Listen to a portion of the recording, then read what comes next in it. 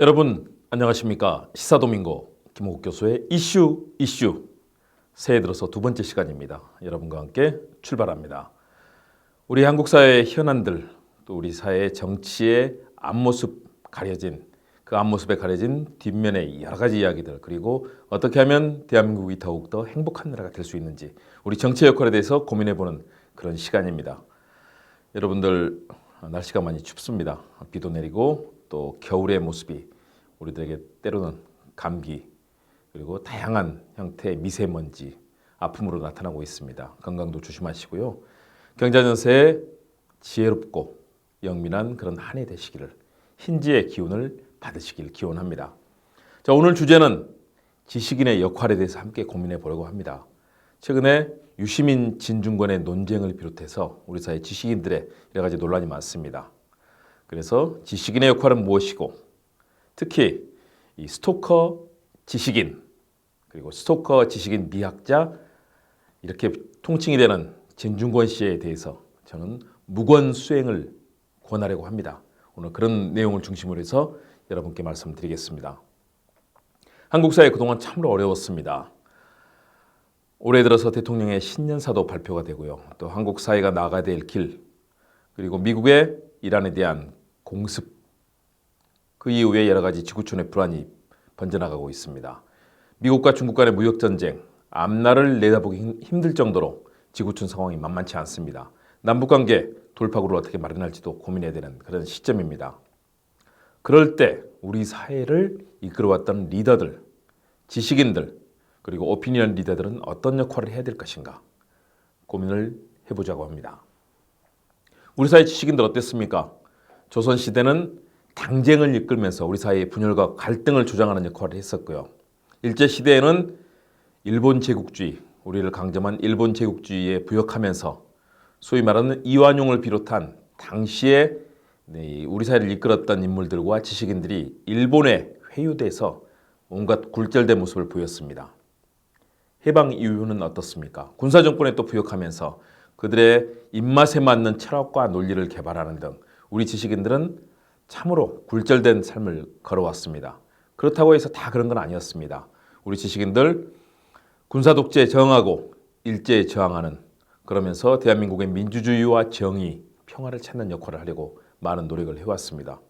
일제시대 우리 이육사 시인, 윤동주 시인, 많은 사람들이 일제에 의해서 목숨을 잃었지만 그들의 순수하고 아름다운 영혼은 우리 대한민국의 문학사를 꽃피울 정도로 아름다운 시를 만들어냈습니다. 윤동주 시인의 서시 별에는 밤은 일본 사람들이 더 좋아해서 일본 가면 아주 팬클럽이 엄청납니다. 지금의 BTS, 방탄소년단 인기에 못 미치지만 그러나 그 열기는 정말 일본인들이 과연 이럴 수 있을까 할 정도로 뜨겁습니다. 다른 분야도 마찬가지입니다. 그런 지식인들의 역할이 있었습니다. 또 군사독재 정권 시대 어땠습니까? 많은 지식인들이 역할을 했습니다. 그런 지식인에 대한 사회적 각성은 언제부터 시작이 되느냐? 바로 드레피스 사건을 비롯한 여러 가지 사회의 왜곡과 갈등이 있을 때 역할을 했던 지식인들의 역할에서부터 전 세계 지성사가 꼽히기 시작했습니다. 당시에 억울한 누명을 쓰고 협박과 회유 그리고 투옥됐던 드레피스, 이 사람을 위해서 에밀 졸라를 비롯한 당시의 소설가와 지식인들이 그를 변호했고요. 결국은 진실을 밝혀냈습니다. 당시의 범인은 드레피스가 아니었습니다. 결국은 역사의 진실은 그가 오랜 고통을 겪은 뒤에야, 많은 지식인들이 제 목소리를 낸 뒤에야 이루어졌습니다. 그런 의미에서 지식인들은 그 사회를 제대로 바라보고 역사를 제대로 통찰하면서 진실을 밝혀내는 의무를 갖습니다. 그렇기 때문에 장폴 사르트르, 프랑스의 철학자죠. 사르트르는 지식인에 대해서 당대의 잘못된 이데올로기, 국가주의, 개인의 자유와 진실을 침해하는 데 맞서서 헌신하는 역할을 지식인의 역할이라고 봤습니다. 우리 사회 요즘 지식인들이 너나 없이 나섭니다. 각 정당의 폴리페서들, 그리고 지식을 배웠다는 사람들이 각 정당의 이익에 맞는 그런 논리와 여러 가지 가치를 개발하느라고 지식인으로서의 본질을 멀리하는 경우가 많습니다. 저도 방송 평론하지만요. 거기에 과거 군사독재 정권 또는 보수정권 국정농단에 부역하면서 우리 정치를 왜곡했던 당시의 정치학이라든가 이 교수들이 나와서 지금도 마치 자신들이 역사를 바꿀 수 있는 논리를 제공하는 것처럼 얘기를 합니다. 저는 그들의 어렵고 어둡고 추악한 측면을 다 봐왔는데 그들 스스로만 모르는 것 같습니다. 그런 가운데 최근에 유시민 진중권 논란이 터져나왔습니다. 우리 사회의 가장 뜨거운 현안을 두고 이들의 얘기를 나누고 있습니다. 유시민 전 장관, 지금은 노무현재단 이사장을 맡고 있습니다. 과거 보건복지부 장관도 했었고요. 국회의원 시절 이름하여 싸가지 없는 진보의 대표적인 인물로 꼽혀왔습니다. 젊은 시절 유시민 당시 장관이나 의원 시절에 아주 거친 모습, 바르고 올바른 가치를 추구한다고 하지만 그 실천 방법은 굉장히 과격하고 때로는 전투적이기도 했습니다. 물론 민주주의와 정의를 회복하는 길이었기 때문에 많은 국민들이 거기에 대해서 박수도 보내고 또 용인하고 그를 따르는 지지자도 많았습니다. 그런 유시민 이사장, 요즘은 과거에 비해서는 더 성숙하고 세련된 톤으로 말하지만 또 어떤 때는 자신의 정파 세력의 이익에 부합하는 그런 목소리도 내고 있습니다. 그러나 과거에 비해서는 굉장히 우리 사회의 여러 가지 현안에 대한 고민들을 내놓고 또 아픔을 함께 나누려는 그런 모습도 보입니다. 저는 진중권 전 동양대 교수, 지금은 이제 교수를 그만뒀으니까 진중권 씨라고 하면 될 것 같습니다. 오랜 시절 저의 젊은 대학원 시절부터 진중권 씨를 볼 기회가 있었습니다. 굉장히 뛰어난 천재입니다. 미학자고 독일과 러시아 등의 미학을 아주 열심히 공부해서 우리나라에 다양한 번역서를 냈고요. 수십 권의 책도 펴냈고 우리 사회 현안에 대해서 제 목소리를 내는 대표적인 사람 중에 하나였습니다. 지금도 그 역할은 큰 변함이 없다고 봅니다. 대신에 그가 내밀고 있는 독설들, 많은 사람에 대해서 자기 자신만이 모든 진리를 다 알고 있는 듯한 목소리로 사회의 모든 부분을 질타하고 얘기를 합니다. 저는 이 진중권 씨의 종횡무진하면서도 좌충우돌하는 스토커 지식인과 같은 모습이 참으로 두렵습니다. 왜냐? 우리가 살아가는 세상은 굉장히 복잡다단합니다. 정치 분야가 있고 경제 분야가 있고 행정, 복지, 환경, 다양한 분야가 갈수록 많은 학문의 종류, 세상살이의 종류들이 포괄되고 있습니다. 거기에 제4차 산업혁명 시대까지 들어와서 인공지능, 드론, 사물인터넷, 우리가 생각할 수 없는 무수한 변화들이 나타나고 있습니다. 정치도 마찬가지입니다. 국회 현장, 우리가 볼 때는 국회의원들 노는 것처럼 보이고 맨날 몸싸움만 하는 것처럼 보이죠. 그러나 실제로 들어가면 많은 비서관들, 보좌관들과 함께 법안을 만들고 공청회를 하고 지역을 찾아가고 또 그런 다양한 본회의와 상임위 회의에 참석해서 의견을 개진하고 정부 부처와 협의를 하는 등 정말로 하는 일이 많습니다. 정말로 열심히 하는 의원들은 하루에 몸을 수십 조각으로 내도 부족할 정도로 정말 어려운 시간을 보내고 열심히 하곤 합니다. 그런데 진중권 씨는 마치 이런 정치의 복잡하고 다양한 요소들을 본인이 다 아는 것처럼 얘기를 합니다. 다른 분야 마찬가지입니다. 최근에 나오고 있는 검찰개혁 얼마나 복잡합니까? 사실은 검찰의 조사와 저도 과거에 사회부 기자, 검찰, 경찰 출입 기자를 해서 상당한 부분을 알고 있다고 생각하지만 실제로는 알 수 없는 부분이 너무 많습니다. 과거와 달라진 검사들의 패턴, 검찰 수사의 방식들, 그리고 국정농단 이후에 검사들의 모습들, 검찰총장은 어떻게 변했고 특수부 수사는 어떤 패턴으로 이루어지고 있으며 최근에 다양한 형사부라든가 공판부라든가 흐름들에 대해서는 잘 알지 못합니다. 또 학사와 관련된 여러 가지 검찰의 조사도 마찬가지입니다. 그런데 진중권 씨는 마치 본인이 모든 것을 다 아는 것처럼 재단을 합니다. 본인이 잘하는 미학 분야, 그렇게 할 수 있습니다. 미학에 대해서. 그러나 또 사실은 본인이 미학을 다 아는 것도 아니죠. 새로운 미학의 조류들, 음악사, 미술사, 건축사, 다양한 분야가 있습니다. 그 분야의 최근 흐름들이 과연 어떻게 변화하고 있는 것이고 그것이 미학의 본질과 어떻게 연관되며 과거의 그리스부터 섹스피어로부터 괴테로부터 다양한 그런 예술가와 또 미학자들이 다뤄왔던 그런 것들이 서로 분명히 다르거든요. 본인이 다 알까요? 전지전능한 하나님도 다 파악하시는 데 시간이 걸릴 겁니다. 그만큼 이 지구촌의 일들은 복잡하고 어렵습니다. 특히 우리 한반도의 문제 그렇습니다. 정치 분야 어렵습니다. 경제 분야, 진중권 씨가 경제 알까요? 저 언론사에서 경제부장도 해봤는데요. 금융, 외환, 예산, 기획 정말 복잡한 파트. 실물 경제가 다르고 전체 국가를 이루는 기획을 하는 분야가 다르고요. 또 재정 분야를 다루는 게 다르고 세계 경제가 또 있고요. 우리가 알지 못했던 다양한 신남방 정책, 신북방 정책, 다양한 변수들이 있습니다. 그리고 북한과의 관계에서 우리가 가져가야 될 여러 가지 요소들이 있습니다. 경제 분야, 과연 진중권 씨가 얼마나 알까요? 그런데 마치 본인이 모든 것을 다 아는 것처럼 모든 사안마다 이런저런 얘기를, 그것도 다른 사람들을 신경질적인 독설과 또 상대의 폐부를 찌르는 아주 거친 표현으로 공격을 합니다. 최근에 이종걸 의원과의 여러 가지 거친 페이스북 설전도 마찬가지고요. 자신을 지지한다고 얘기한 이현주 의원에 대해서도 단칼에 좀비 정치인이라면서 아주 깎아내려 버렸습니다. 저는 진중권 씨가 그동안 가져왔던 진보적 생각, 그리고 정의당을 비롯해서 진보 정당을 키우겠다는 그런 열정적인 모습들 나름대로 사회적으로 의미가 있었다고 봅니다. 그런데 과연 지금 보이는 모습처럼 그렇게 본인이 모든 것을 다 알 수 있을 정도로 한국 정치, 경제, 행정, 외교, 문화, 예술, 스포츠 다 그렇게 쉽게 얘기할 수 있을까요? 저는 자신 있게 얘기할 수 있습니다. 아닙니다. 진중권 씨가 좀 더 진중해지기를 바란다는 말을 제가 최근에 방송 토론에 나가서 한 적이 있습니다. 이런 부대로 좀 진중해졌으면 좋겠습니다.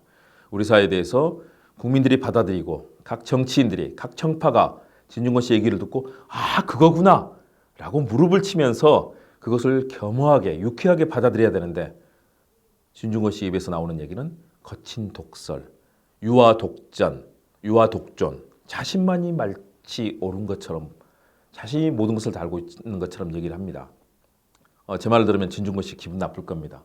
그럼에도 불구하고 들어야 됩니다. 본인이 알고 있는 지식과 생각과 사고의 한계가 어느 정도인지 분명하게 깨달아야 됩니다. 그리고 한국 사회가 처해 있는 문제를 해결하기 위해서 다양한 사회, 국정농단의 그 어둠을 걷어내기 위해서 이루어지는 다양한 개혁의 작업들은 그러면 여러 현실들과 어떻게 연관되는가?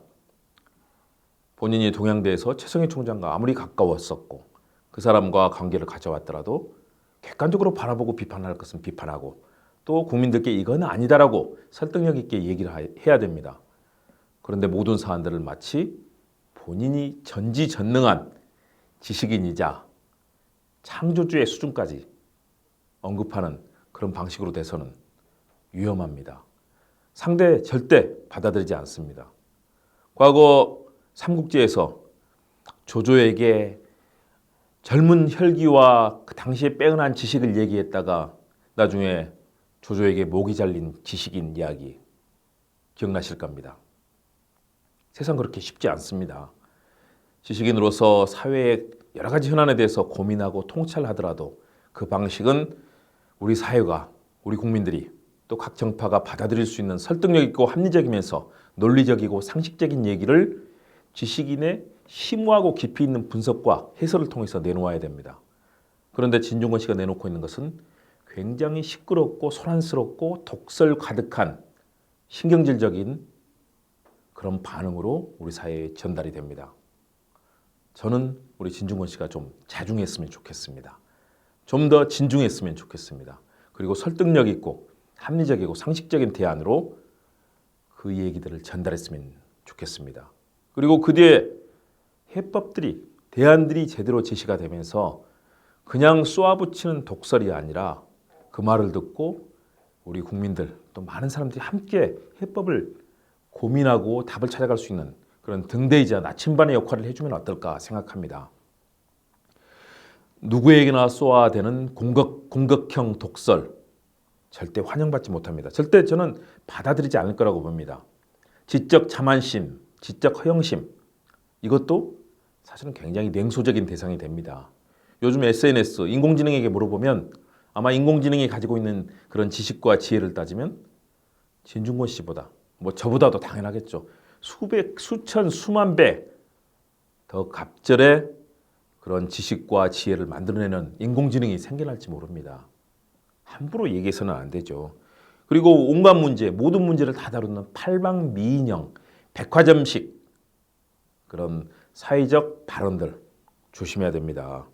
그리고 때로는 현실을 잘 모르는 이상주의자처럼 보입니다. 현실은 냉혹합니다. 검찰 수사. 저는 과거에 사회부기자 시절에 검찰 취재가면 어떤지 아십니까? 그 당시 한 25년, 30년 전인데요. 그 당시는 검찰 수사를 받으면 포승줄에 묶여서 경찰과 검찰에게 고문도 당하고 맞으면서 수사를 받았습니다. 지금 시대가 바뀌었습니다. 검찰은 지금도 그러나 다양한 자만재우기, 과잉 수사, 또 온갖 주변을 다 털어버리는 먼지떨이 수사, 그리고 가족들의 이런 회계장부라든가 또는 여러 가지 계좌를 뒤져서 가족들에게 나중에 사법적 피해를 보내겠다고 위협하는 그런 수사도 지금도 아직도 진행이 되고 있습니다. 우리 사회가 과거에서 크게 벗어났느냐? 벗어나지 않았습니다. 그런 검찰 수사의 본질도 봐야 합니다. 그리고 자신에 대한 비판을 견디지 못하는 지적 우월주의자의 모습도 벗어나야 됩니다. 자신의 얘기가 우리 사회에서 받아들여질 수 있도록 해야 된다. 지식 스토커 미학자 진중권, 저는 이제 말도 줄이고 글도 그렇게 격한 글을 좀 더 줄이고 정말로 사람들이 받아들일 수 있는 얘기를 했으면 좋겠습니다. 절필하고 무건 수행을 좀 했으면 어떨까 권하고 싶습니다. 어떤 분들은 그렇게 얘기합니다. 진중권 씨를 관종이라고 얘기합니다. 관심종자. 저는 그렇게 생각하지 않습니다. 진중권 씨가 그동안 우리 사회에서 여러 가지 바른 얘기를 하려고 노력했고 진실을 추구하는 노력들을 했다고 봅니다.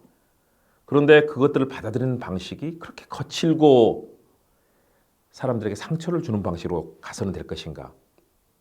진중권 씨 얘기하는 방식은 상대의 피부와 이 몸속에 소금을 절이는 그런 고통을 주는 것과 비슷한 정도로 어떤 때는 느껴집니다. 다행히 저를 아직 공격 안 해서 그런데 또 제가 오늘 하면은 저를 또 공격할 수 있겠죠. 괜찮습니다. 공격해도 됩니다. 대신에 진중권 씨가 좋은 지식인, 우리 사회에 정말 함께할 수 있는 그리고 사랑받는 지식인이 됐으면 하는 바람에서 이런 말씀을 드립니다. 한국 사회 지식인들이 몰락했는데 바른 얘기를 하는 사람들이 많습니다.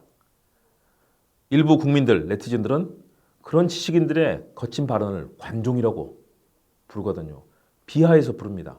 저는 거기에는 동의하지 않지만 그러나 그런 것들이 일반 국민들의 사랑과 동의를 받으면서 진행이 됐으면 좋겠다.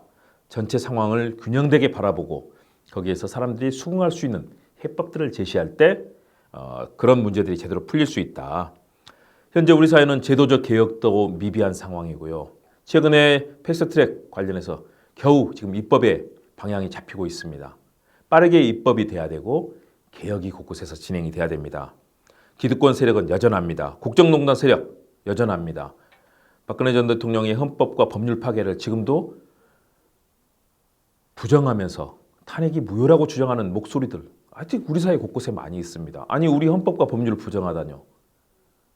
그들이 우리 사회에 존재해서는 안 되는 것이 맞지만 또 우리가 그들을 무조건 부정할 수는 없는 것이죠. 그렇다면 진중권 씨처럼 지식인으로 분류받을 수 있는 사람들이 합리적이고 상식적이고 들을 수 있는 얘기로 전달해 줘야 된다.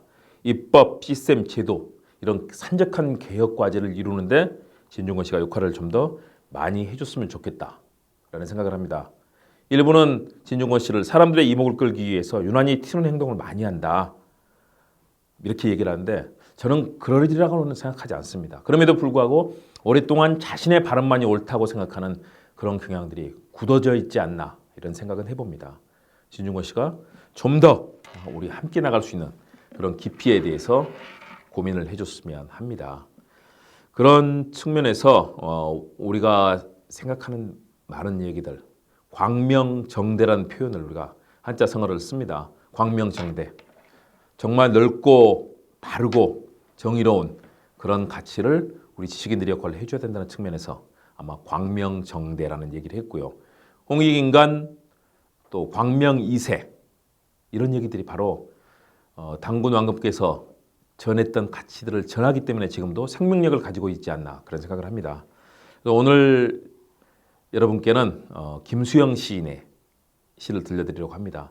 지식인에 대해서 고민했었고 자신의 역할에 부족한 데 대해서 항상 성찰하려고 했던, 그리고 스스로 소심한 지식인이 되지 않고 잘못된 군부 독재, 당시 박정희 정권이었죠.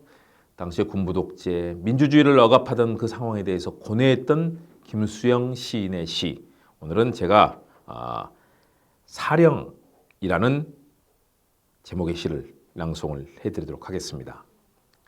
사령, 김수영.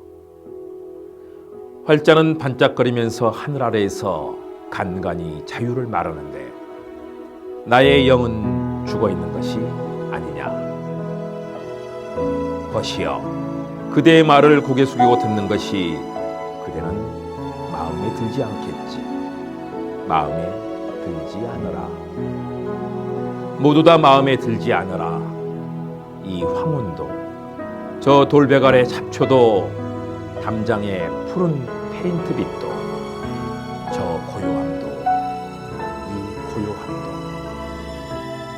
그대의 정의도, 우리의 섬세도, 행동이 죽음에서 나오는 이 욕된 교회에서는 어제도 오늘도 내일도 마음에 들지 않아. 그대는 반짝거리면서 하늘 아래에서 간간히 자유를 말하는데. 김수영 시인의 시입니다.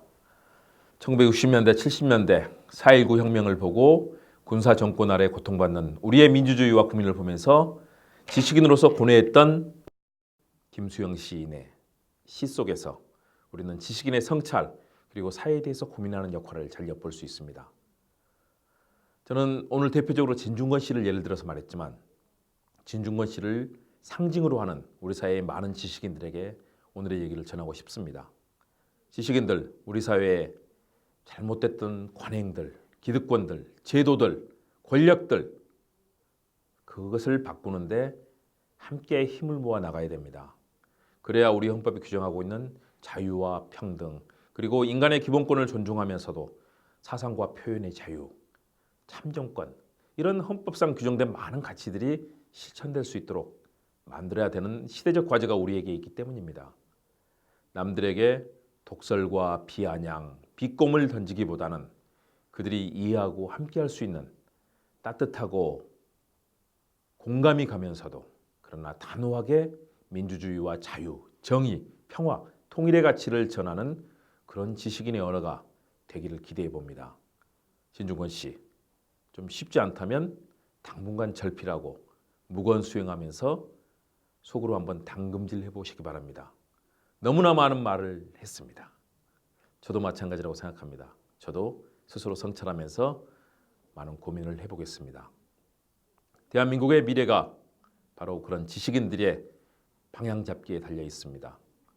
2020년 경자년 만만치 않습니다. 미국, 중국, 이란, 또 일본, 많은 나라들이 벌써 갈등을 부추기고 있습니다. 우리는 남북관계 정상화시키고 북방경제 만들어야 되고 또 해야 될 일들이 너무 많습니다. 민생경제 살리고 부동산 투기도 잡아야 되고요. 또 공정도 이루어야 됩니다.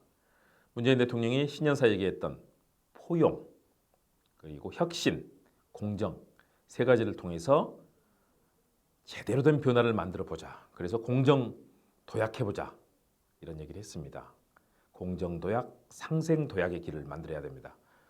2020년 시사도민고 김홍국 교수의 이슈도 열심히 우리 사회 현안에 대해서 고민하면서 해법을 제시하도록 노력하겠습니다.